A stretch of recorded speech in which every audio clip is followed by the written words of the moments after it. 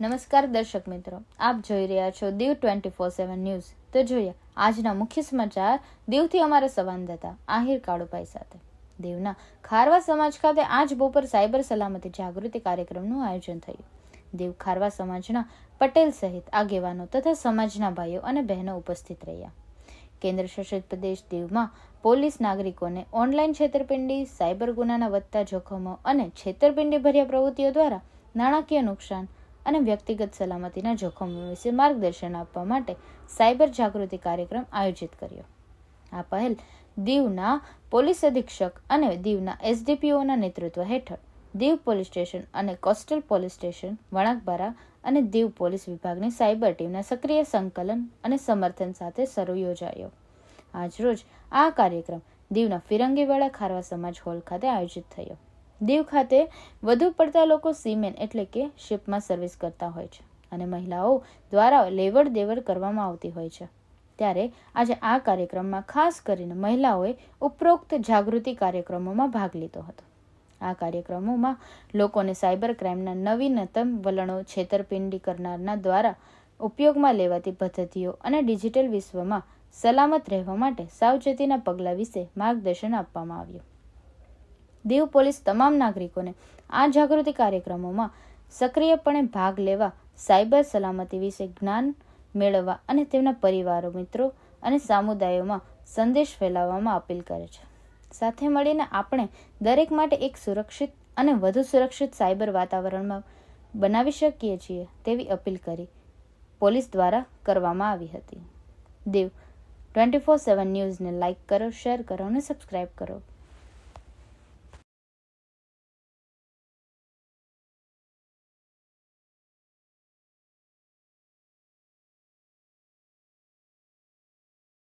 કેટલા પૈસા તકે 1250 રૂપિયા થાય એ કામ તમે લઈને આવો તો હું તમને પૈસા આપી દઉં। એક કામ કરો, હું ગૂગલ કેટલા કેમ છો કે 1250 રૂપિયા તો કે હું 10 રૂપિયા મોકલાવું તો એ તમે મળી જાય કે મને જાણ કરો। બ્લોક એન્ડ રિપોર્ટ બે કરો તમે છે આ ગવર્નમેન્ટ પ્રોજેક્ટ એમાં તમે રિપોર્ટ કરો એવા પણ આ બધા લોકોનો તો રિપોર્ટ હોય ને એટલે બ્લોક કરી આપે। એટલે તમારા પછી કોઈને ફોન આવે ને તો એમાં બ્લોક કરેલું હોય ને તો તમારામાં ઉપરથી લખાઈને જ આવે અલગથી કે આ ફ્રોડ છે। આ મોબાઈલ 50,000 ની હોય તમને 5,000 માં આપે છે, કોઈ આપી શકે? તો ભાઈ શા માટે સમજી દો નહીં તો છે ને તો 50,000 નો સામાન કોઈ 5,000 માં આપે તો ફ્રોડ કહેવાય ને। ક્રાઇમ જે થઈ રહ્યા છે એના વિશે જાણવા માટે એકઠા થયા છે, બરોબર? તો આજે જે મતલબ કોઈ એવું માણસ નહીં હોય જે મોબાઈલ નથી વાપરતો, બધા વાપરે અત્યારે, બધા પાસે સ્માર્ટફોન છે, બધા પાસે કેમેરા છે, એનો મતલબ ને મતલબ તમારી પાસે જે મોબાઈલ છે, જે ગેજેટ છે એના દ્વારા જે ફ્રોડ થાય, એના દ્વારા જે ગુનાઓ થાય એના વિશેની માહિતી આજે આપણે મેળવવાની છે।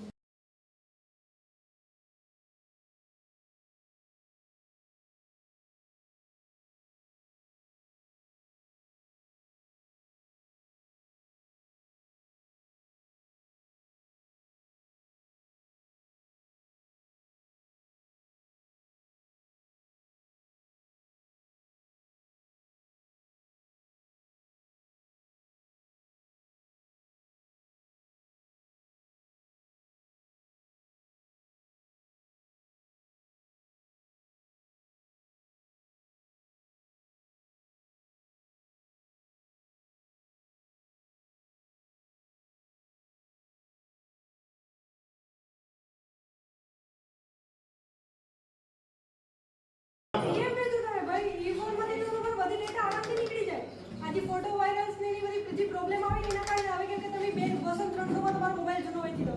જૂનો મોબાઈલ કોઈને નહીં વેચવાનો। મોબાઈલ એક એવી વસ્તુ છે ને કે કોઈ દિવસ ક્યાંય કોઈના બીજાના હાથમાં ન આવે એવી રીતના રાખવાની, બાકી તમારો બધો ડેટા એમાંથી ગમે રિકવર કરી આપે। ફિશિંગ એટલે મચ્છી પકડવું છે।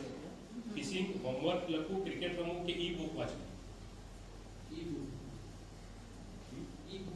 બીજું કોઈ? ફિશિંગ ઓનલાઈન પ્રયાસ જલ્દીથી કરવી, નેટ પર કરવી। હા, બેંકિંગ માટે પબ્લિક વાઈફાઈ કેમ ન આપવું જોઈએ?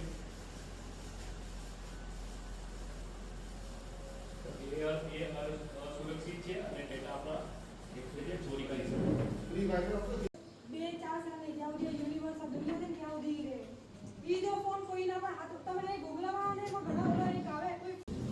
બધાને ખબર જોવી જોઈએ 1903 પર આપણા ઘણા લોકો જેવા છે કે પાસપોર્ટ એક આપણે ચેન્જ જ નહીં કરીએ પાસપોર્ટ આપણે મજબૂત હોવો જોઈએ ઘણા કરીને 1 2 3 4 કરી દે એ મજબૂત દિવસે છાપામાં ટેલિવિઝનમાં સાંભળતો સાયબર ફ્રોડ થયું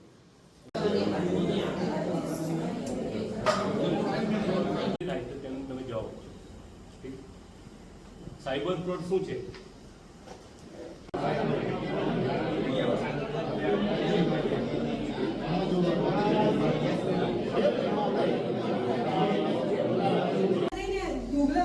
ગુગલામાં લગભગ ઘણા બધા માણસોના મોબાઈલ ફોન છે એ એવી રીતના હેક થઈ ગયા હતા ને એમાં જેવી તેવી એમ વલ્ગર વસ્તુઓ ને જેવી તેવી ફોટા ને એવું બધું જે છે એ બધાને મોકલવા માંડ્યું હતું ઓટોમેટિકલી એમ. તો આ એક એપીકે ફાઇલ લિંક ફ્રોડ છે. પહેલા કેવું હતું કે કોઈ ઘરફોડ કરતા કોઈ ચોરી કરતા તો સામે વ્યક્તિ આવી ને કઈ આપણી સાથે ગુનો કરી જતા, પણ અત્યારના માણસો અત્યારના જે ગુનેગારો છે એટલા જબરદસ્ત છે કે એ લોકો આપણી સામે બી નથી આવતા, એનો ફેસ આપણે ખબર જ નથી ને તો પણ એ કરોડો રૂપિયાનો જે છે એ ફ્રોડ વગેરે કરી જાય.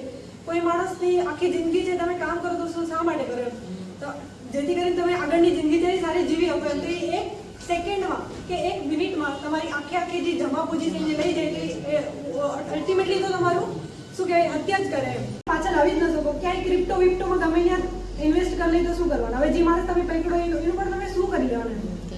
અત્યારે એવું છે કે ખાતા છે ને એ બધા ભાડે આપે એમ. માણસો છે હવે ગરીબ માણસો હોય તો શું કરવાના, એટલે એમ કે તમે અમને ખાતા એટલા તમે અમને ખાતું આપો, એમાં જો અમુક ટકા પૈસા આવશે તો અમે એમાંથી તમને અમુક ટકા રિટર્ન્સ આપશે. તો એ ચક્કરમાં ગરીબ માણસો છે એ પૈસા આપે. હવે અમે જ્યારે અમે કોને પકડવાના? અમે એને પકડવાના કે જે ધારક છે, ખાતા ધારક. હવે એ તો ત્યાં ગરીબ છે, ઘરમાં ખાવાને સાસા છે. તો આવી રીતના છે.